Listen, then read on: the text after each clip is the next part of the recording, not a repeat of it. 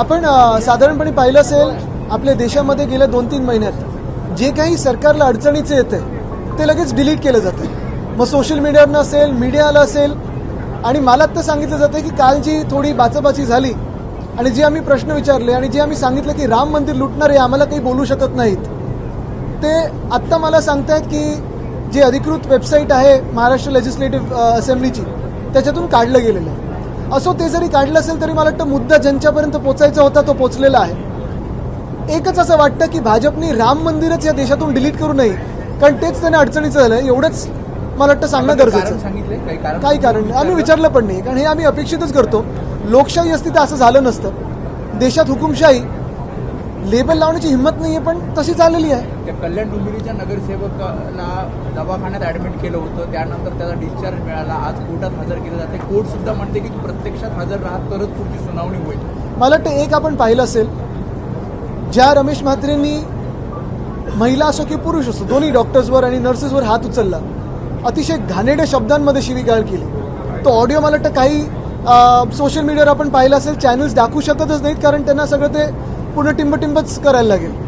पण हे सगळं झाल्यानंतर आम्ही तिथे व्हिजिट केली आणि व्हिजिट झाल्या जाब विचारल्यावर रमेश म्हात्रेंना अटक झाली.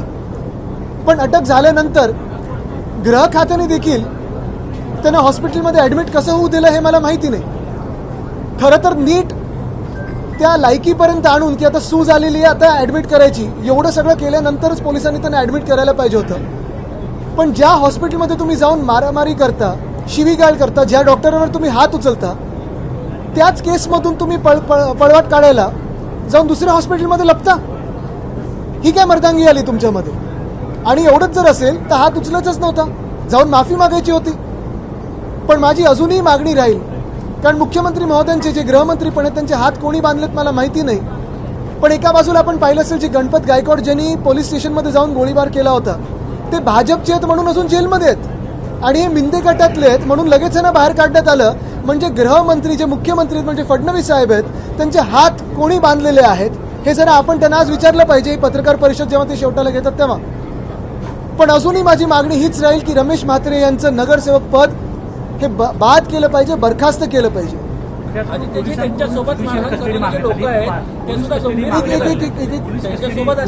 एक या बाजूला मग या बाजूला अध्यक्ष असं करत नाही, आम्ही करतो.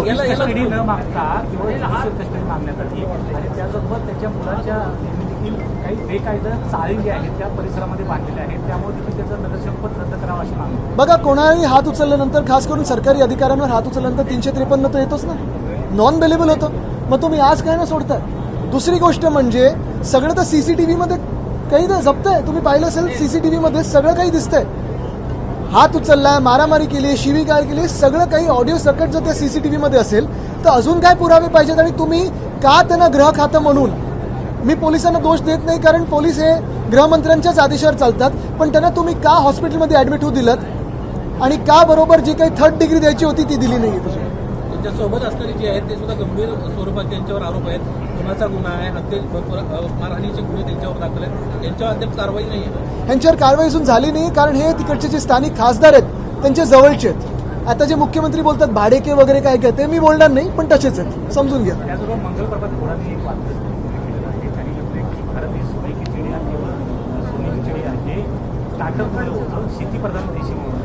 मग ते बिल्डिंग क्षेत्रात काय घुसलेत, करावं त्यांनी स्टार्टअप, करावं की असे शेती, लोढा काय, लोढा ॲग्रिकल्चर, लोढा स्टार्टअप, हे पण दिसेल आपल्याला.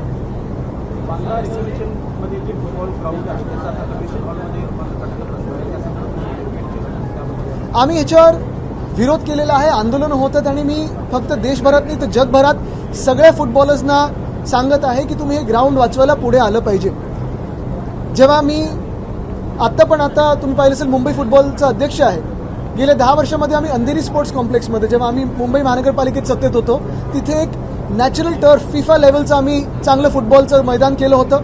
तिथे आमचे 3rd division, 2nd division, 1st division, elite आणि देशातले देखील खेळपट्टू तिथे येऊन फुटबॉल खेळत होते. 64 वर्षानंतर आपल्या शहरामध्ये इंटरनॅशनल मॅच झाली होती. ह्याचा उल्लेख इंडियन फुटबॉल टीमने देखील अनेकदा केलेला आहे. सेंट झेवियर्सचं आमचं मैदान आहे ते देखील आता BMCकडे प्रलंबित आहे, ते आम्हाला हस्तांतर होणं गरजेचं आहे. तिथे देखील माझ्या कानावर तिथे स्थानिक जे भाजपचे आमदार आहेत धापायचा प्रयत्न करत आहेत, कोळंबकर साहेब, आणि हे जे बँडरचं फुटबॉल ग्राउंड आहे, Neville D'Souza football ground, Neville D'Souza जे आम्ही नाव दिलेलं आहे, नेव्हिल डिसूजा हे किती मोठे खेळाडू जागतिक पातळीवर आपल्या देशातून होते हे तुम्ही पहिलं थोडं वाचन केलं पाहिजे, समजून घेतलं पाहिजे. आणि दुसरी गोष्ट म्हणजे आता एकमेव हे मैदान उरलेलं आहे जे आर्टिफिशियल टर्फचं, जिथे फुटबॉलपटू खेळत असतात. आपण आता फिफाचं हे वर्ल्ड कप सुरू तेव्हा विचार करतो, अरे भारत कधी खेळणार. काही काही देश तर असे आहेत की बँड्रा मतदारसंघापेक्षा कमी लोकसंख्या असलेले देश तिथे खेळत आहेत वर्ल्ड कप. पण आपल्याला कधी संधी मिळणार, आणि संधी ह्याचमुळे मिळत नाहीये कारण जे फुटबॉल ग्राउंड आहेत ते हे सरकार ढापायचा प्रयत्न करते. 1979 साली कधीतरी भाजपचं तिथे कन्व्हेन्शन झालं होतं आणि म्हणून आता मुख्यमंत्र्यांच्या मनात आलेलं आहे की हेच ग्राउंड घ्यायचं, कन्व्हेन्शन सेंटर बांधायचं. एक तर बाजूला लीलावती हॉस्पिटल आहे, गल्ली छोटी आहे, ट्रॅफिक वाढणार आहे. विंग्स म्हणून एक आहे, त्याचा घोटाळा आहे, तो मी वेगळा काढणारच आहे कारण ते ग्राउंड देखील ढापलेलं आहे, एका संस्थेने ढापलेलं आहे, त्याच्यावर चार्ज लावला जातो जे फुकट असायला पाहिजे, मोफत असायला पाहिजे. पण हे सगळं झाल्यानंतर त्या ग्राउंडला, जे कन्व्हेन्शन सेंटरला भाजपच्या नेत्याचं नाव द्यायचं.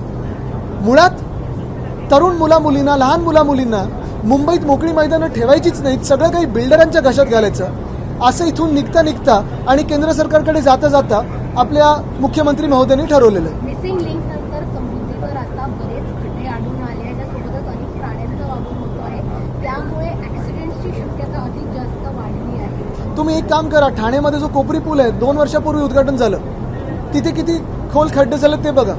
समृद्धी महामार्ग 50 फूट तरी मला सपाट एका सांगा जाऊन.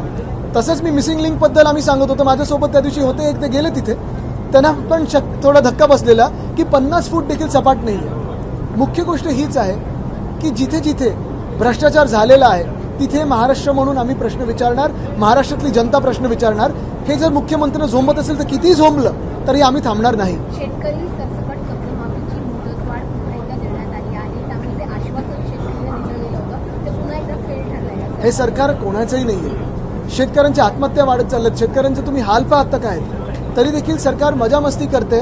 भ्रष्टाचार पैसे आहेत, आमदार खासदार विकत घ्यायला पैसे आहेत, पण शेतकऱ्यांना मदत करायला पैसे नाही. जे 6 खासदार आमचे विकत घेतले नाही, हेच जे सगळे पैसे शेतकऱ्यांमध्ये वाटप केलं असता तर अनेकांची कर्ज सरसकट माफ झाली असती. अधिवेशनाचा शेवटचा दिवस, विरोधी पक्षाशिवाय अधिवेशन, विरोधी पक्षाची एवढी भीती आहे की एक दिवस पण है ना विरोधी पक्ष नेता कोणाला अपॉइंट करता येत नाही.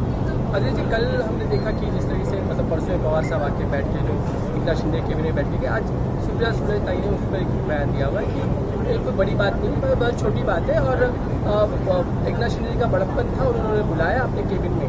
तो इस बयान मैंने बयान को देखा नहीं, लेकिन कल हमारे संजय राउत जी ने उनको जवाब दिया है. लेकिन सवाल ये है कि जिस तरीके से इसमें महाविकास आघाड़ी में कहीं ना कहीं फिर एक हम तो गए नहीं है, तो हम क्यों जवाब दें? नाही. ते म्हणत होते की उद्धव ठाकरे जर अजित पवारांना भेटत असतील त्यावेळी, म्हणजे उपमुख्यमंत्री झाल्यानंतर ते पण भेटत होते. पण मुख्य गोष्ट ही आहे की फोडाफोडीचं राजकारण आज आपल्या राज्यामध्ये जर पाहिलं तर भ्रष्टनाथ मिंदे यांनी केलेलं आहे. आणि हे भ्रष्टनाथ मिंदेंचा हात समृद्धीमध्ये आहे, भ्रष्टनाथ मिंदेंचा हात मिसिंग लिंकमध्ये आहे, भ्रष्टनाथ मिंदेंचा हात कोपरी पुलाच्या खड्ड्यांमध्ये, भ्रष्टनाथ मिंदेंचा हात ही जे झाडं पडतात त्यांच्यामध्ये. आणि हेच भ्रष्टनाथ मिंदे जेव्हा पाऊस पडत होता, कोणी प्रश्न विचारू नये म्हणून सलाईन लावून बसले होते. खोटं नाटक होतं त्यांना उत्तर देता येत नाही म्हणून ते लपत होतं.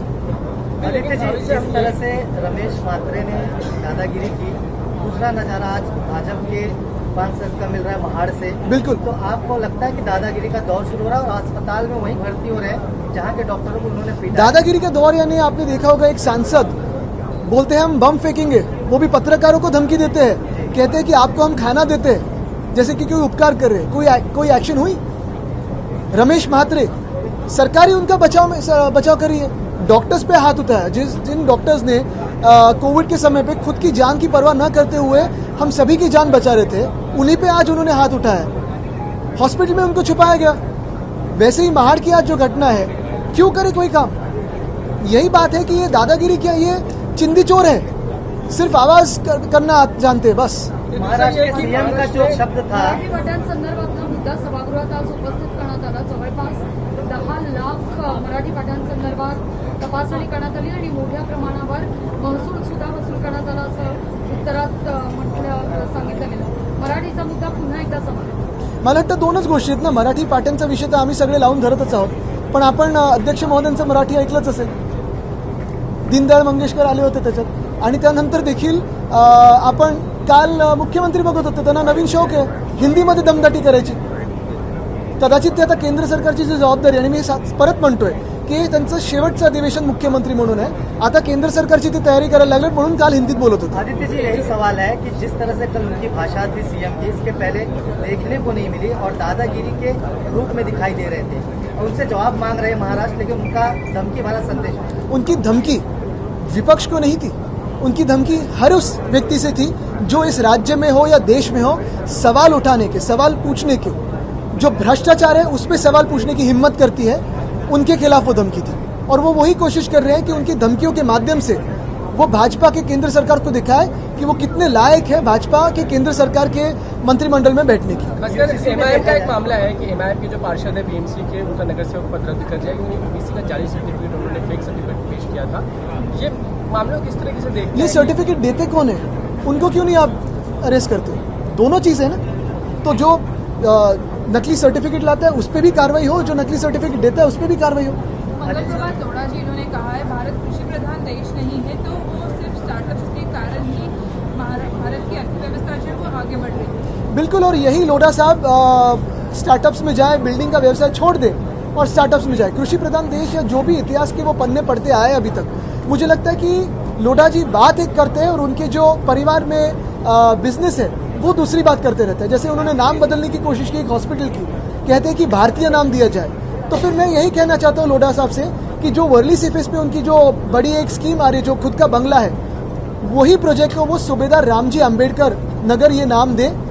मैं उनका स्वागत तो करूंगा, उनका सत्कार भी करूंगा. ये बयान आ रहा है कि आपको लगता है ये कई सारे जो किसान हैं उनका अपमान हो सकता है? बिल्कुल, क्योंकि यही भाजपा है जो किसानों को अर्बन नक्सल कहती है, यही भाजपा है जो किसानों को माओवादी कहती है, यही भाजपा है जो विद्यार्थियों को दहशतवादी कहती है. तो भारत और भारतीय जनता पार्टी, इसमें बहुत बड़ा अंतर है, अभी हम जानने लगे हैं.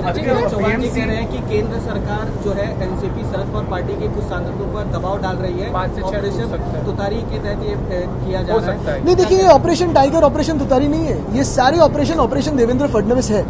और डिलिमिटेशन करके उनको तो दो चीजें करनी है. यहाँ तो मुख्यमंत्री बदलने हैं, लेकिन डिलिमिटेशन करके वहाँ केंद्र सरकार में महामानव डॉक्टर बाबा साहब अम्बेडकर ने जो हमें अधिकार दिए है वो छीनने आपसे. लेकिन We ये know what's happening in Mumbai monsoon right now, but there is an allegation that Shiv Sena UPD was in power for 20 years and nothing was done. Who's raising this allegation? The general sentiment appears to be Not at all. Not at all. It is the BJP who makes false allegations, and the BJP was with us for 20 years out of those 25 years. For the last 12 years, the BJP has been in power. We have shown our work. Show me one city that the BJP has ruled in the last 12 years with its double-engine sarkar and the city has progressed. I can show you 50 cities that the BJP has taken behind. The other thing is, in the last 2 years, 21, 22, we created a rainwater holding tank in Milan subway. Show me one work like that the BJP has done. We made a flood control tank in Hindmata and Gandhi Market. Show me one thing like that the BJP has done. We started working on desalination so that we don't remain monsoon dependent. Show me one work like that the BJP has done apart from creating religious polarization. Sir, UCC को लेके आपकी राय जाननी है, क्योंकि जिस तरीके की समिति गठित की उसमें एक भी माइनॉरिटी कम्युनिटी का सदस्य इसमें शामिल नहीं है. मेरी सिर्फ दो राय है यूसीसी पे. पहली राय यही है कि मुख्यमंत्री महोदय ने कहा है कि वही टेबल करेंगे नागपुर में. मैं सिर्फ इतना पूछना चाहता हूं कि क्या वो अश्योर्ड है कि वही टेबल करने वाले हैं कि कोई दूसरा आके टेबल करने वाला है. और दूसरी बात यह है जो मैंने कल कहा कि आपने देखा होगा राम मंदिर पे जो सवाल उठाए गए, राम मंदिर का जो भ्रष्टाचार है, राम मंदिर की दान पेटी से चोरी हुई है, उज्जैन की भूमि में चोरी हुई है, अभी बद्रीनाथ की दान पेटी से चोरी जो है वो भी आगे आ रही है. कल हमारे एक विधायक ने तुलजापुर मंदिर का विषय उठाया है. तो ये सारे इशू से डिस्ट्रैक्ट करने के लिए कोई दूसरा इशू ले रहे. महाविकास आघाडी आपको लगता है इंटैक्ट है? तेवढं मी येतं. महाविकास आघाडी इंटैक्ट आपको लगता है? क्योंकि जिस तरह से आपकी नाराजगी राष्ट्रवादी कांग्रेस में, क्योंकि जब शरद पवार साहब को जब देना था सांसदी, उस वक्त आपने भी आपकी पार्टी को आपने प्रोजेक्ट किया था कि आपकी जगह है. कोई नाराजगी नहीं है और उनके खिलाफ भी कोई नहीं है. बात यही है, संसद के टाइम यही था कि रोल कॉल में हमारा आंकड़ा पहला था, हमारा नंबर पहला था, इसलिए हम दावा कर रहे थे. पवार साहब सबसे सीनियर है, लेकिन कल जो घटना घटी है, राउत साहब ने भी बयान दिए हैं, जो उनको दुख हुआ है वो व्यक्त हुआ है. और हम यही चाहते हैं कि कोई भी महाराष्ट्र से जो महाराष्ट्र लूट रहा है और जो राम मंदिर लूट रहा है उसके साथ ना बैठे.